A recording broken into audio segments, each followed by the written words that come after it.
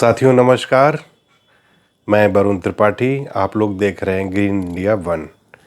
आज हम लोग बात करते हैं कि रिलायंस के एक कदम से अनलिस्टेड शेयर बाज़ार में हाहाकार मच गया। मित्रों, हुआ क्या कि आप जैसा जानते हैं कि रिलायंस इंडस्ट्री शेयर मार्केट की और इंडिया की सबसे बड़ी कंपनी है और बाज़ार में एक उसकी बहुत बड़ी हिस्सेदारी है, उसकी एक लोकप्रियता है। राष्ट्रीय और अंतर्राष्ट्रीय स्तर पर रिलायंस इंडस्ट्री ने एक अपना नाम बनाया है।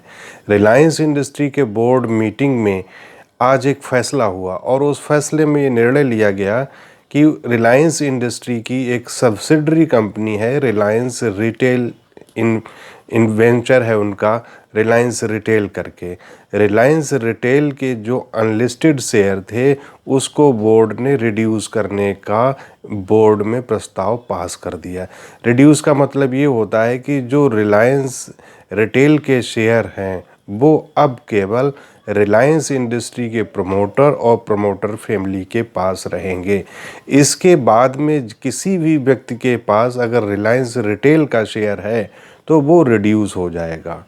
रिड्यूस का मतलब ये होता है कंपनी ने एक उनके जो वैल्यूएशन थे बोर्ड में, उन्होंने रिलायंस रिटेल का एक वैल्यूएशन निकाला और वो वैल्यूएशन निकाल के रिलायंस के बोर्ड को बताया और रिलायंस इंडस्ट्री अब उनको एक शेयर का जो वैल्यूएशन ने मूल्य तय किया है वो मूल्य दे देगी।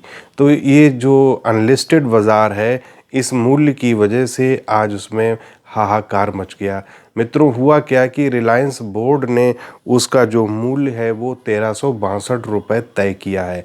यानी कि किसी भी व्यक्ति के पास में रिलायंस रिटेल का अगर शेयर है तो उसे एक शेयर के बदले में रिलायंस इंडस्ट्री 1362 रुपये दे देगी।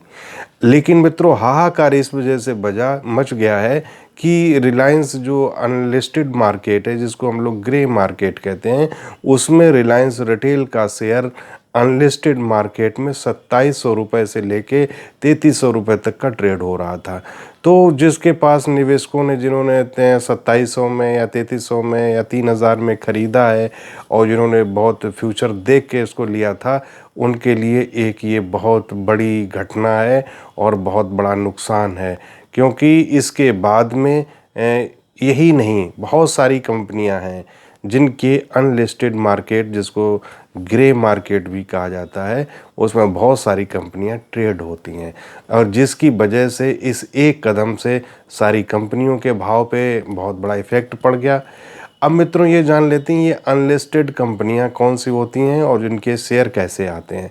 बहुत सारे एम्प्लॉय विभिन्न कंपनियों में नौकरी करते हैं, उनको कंपनियां अपने शेयर देती रहती है और इसके बाद में कभी भी वो व्यक्ति ऑफ मार्केट में उन शेयरों को बेच देते हैं।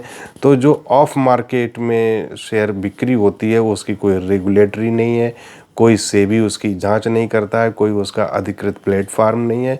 तो जो ट्रेड होता है वो किसी के पास भी, बहुत सारे लोग इसी कारोबार में जुड़े हुए हैं।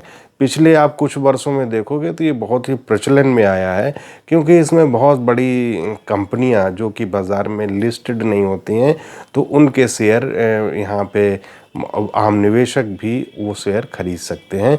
तो इनको हम लोग ग्रे मार्केट कहते हैं और एक उसमें भाव चलता रहता है, लेकिन उस भाव की कोई अधिकृत जानकारी नहीं होती है। ये एक सूत्रों द्वारा ही इनका भाव पता चलता है और उन सूत्र के विषय पे भी आज ये इसका पता चला है। लेकिन जो रिलायंस इंडस्ट्री के बोर्ड ने निर्णय लिया है वो निर्णय ये है कि अब उनका जो रिलायंस रिटेल कारोबार है उसके शेयर किसी के पास अगर हैं तो कंपनी उनको वापस ले लेगी या रिजेक्ट कर देगी, कैंसिल कर देगी और उस एक शेयर के बदले में उस शेयर होल्डर को 1362 रुपये प्राप्त होंगे।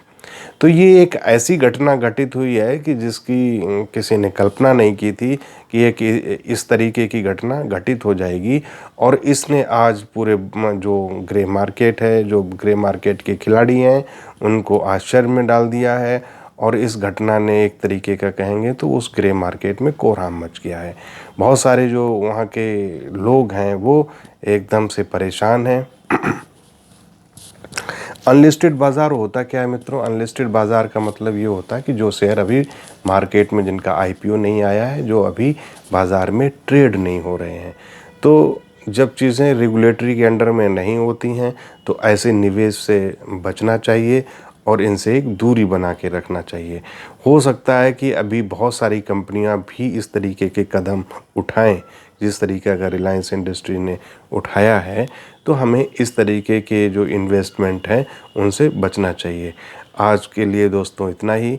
इसी के साथ बहुत बहुत आभार। आप लोग ग्रीन इंडिया वन के साथ जुड़े, बहुत बहुत धन्यवाद।